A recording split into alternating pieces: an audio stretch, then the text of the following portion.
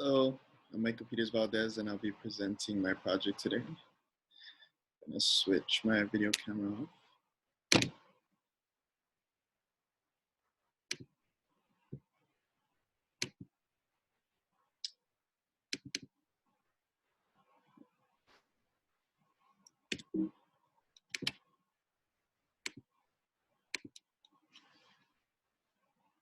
Okay, so I'm doing my presentation on sustainable and responsible fishing in Hawaii. My target audience is gonna be a group of people. My target audience is gonna be fishermen, fishermen that are new at the hobby or veterans that have been doing it a while. I want to educate anyone fishing in Hawaii because there are many unspoken rules that people just don't know about due to lack of information. Also, I want to inform people who love going to to our beautiful beaches about how to keep them clean so they stay beautiful, and also how to protect the marine life. Some issues that face or affecting Hawaii beaches are plastic. So Hawaii beaches have a problem with plastic trash littering them. 92% of debris marine life encounter is plastic. At least 10% of the marine life that come into contact with plastic digest microplastics. Microplastics are plastic debris that breaks down into small particles that can be easily mistaken as food. 600 marine species have come into contact with plastic, and 17 of those species are on the IUCN list as near threatened or above. Here are some images of local beaches covered in pollution, trash pollution.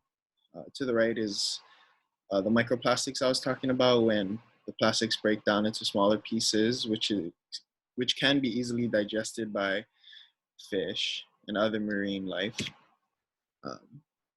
Some more issues. Microplastics are the biggest concern because marine life such as birds, small fish, and filter feeders like clams and sea cucumbers mistake it as food. Digestion of these microplastics lead to death of the marine animals because the plastic can pick up types of chemicals and become toxic. Millions of metric tons of plastic make it to the ocean every year. Another issue that we face is Hawaiian waters are being overrun by invasive species. These fish are killing and outcompeting our native species for food. Here's some images of marine life being affected by pollution. Why is the ocean so important? Fishing has been a part of life around the world for a very long time, especially in Hawaii. Fish was one of the main protein sources for native Hawaiians back in the day. The ocean is such a great, giant resource for us. It plays a big role in Hawaii's ecosystem. Without the ocean and the marine life in it, Hawaii would be an uninhabitable place. Ways to protect our beaches and oceans. It's pretty simple. Always pick up your trash or any that you see laying on the beach. Don't dump any chemicals or trash into the ocean. Make sure the fish you catch are of legal size. Try to target invasive species and return native species when fishing. This is pretty important because, like I said before, our native species are being outcompeted and actually killed by some of these invasive species. So it would be helpful to release all our natives. Big one is only take what you need. You should never take everything you catch, only what you are going to eat. Now we're going to talk about fishing. There are a few ways to fish. One is dunking, which is onshore fishing using lead, weight, and bait. Two, whipping onshore fishing using a float with either bait or grub. Third is stick pole fishing, which is just a pole with a fishing line on it and a hook, and you can use bait as well. Dunking is used to catch small to big fish. How you do it is you cast as far as you can and leave it in the water for 15 to 30 minutes. This is just letting the fish do their thing. Retrieve after about 15 to 30 minutes to check on bait, because sometimes the fish can be smart and rip off your bait. The type of bait you can use could be squid, shrimp, or taco, which is octopus. The materials you need to set up a dunking rig will be a lead weight, fishing line about 10 to 20 pound test, depending on what fish you're targeting. Hook size 14, again, depending on the size of fish you're going for. The bigger the hook, the bigger the fish you're trying to catch. And you're gonna need a swivel.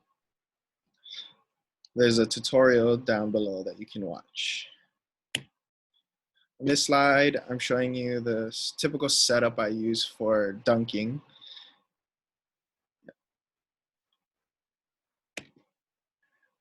Whipping is a different technique. How you whip is you cast your line out and you retrieve it back really fast, and you kind of give it a few tugs to get the fish's attention. Whipping is a good technique to use when the place you're fishing at has a lot of reef. Whipping is used to catch mainly smaller to medium-sized fish. You can use a bait such as squid, shrimp, and taco, same as the dunking, but in this case, you could also use grubs or lures, which is artificial bait. Those work just as well. Materials you're gonna need is a 1 to 2 ounce float. There's many different types of floats. Your lead line needs to be 2.5 feet long and the test needs to be about 6 to 10 pounds. And you can use a 14 size hook. Smaller or bigger, it's up to you. And here's another YouTube tutorial on how to set up a rig. On the left is a rig using a weight, so that's gonna sink and stay a little bit lower under the surface. On the right, you're using a float, which will keep your bait a little bit higher in the water, in a higher water level. And in the middle, we have different types of grubs. So these are the grubs, and then these are lures because they look like fish. And yeah, this is what I like to use, especially on reefs, because this keeps it high, your hook and bait high, so it doesn't get caught onto the reef. This is better for sandy areas. Stick pole fishing. It's a great technique to use to catch smaller fish. Also good for teaching children how to fish because it's so simple.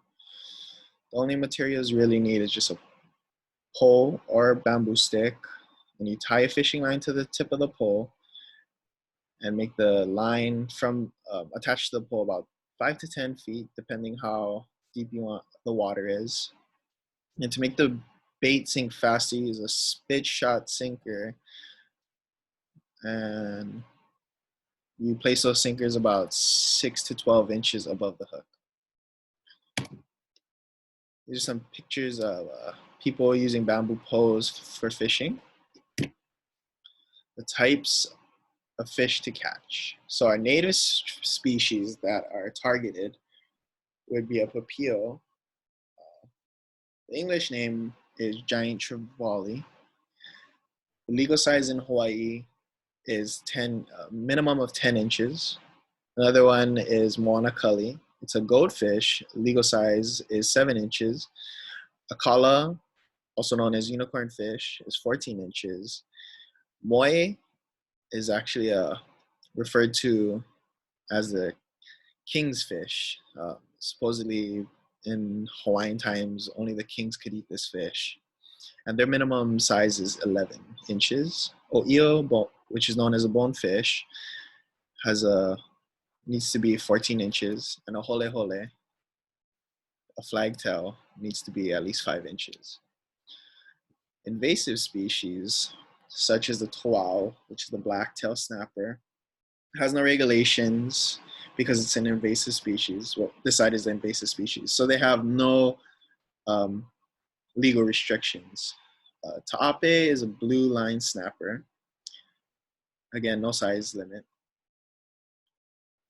Roy is a peacock grouper, and it can be any size. Do not eat this fish because they are known to carry ciguatera, which is very toxic and can cause serious damage to yourself.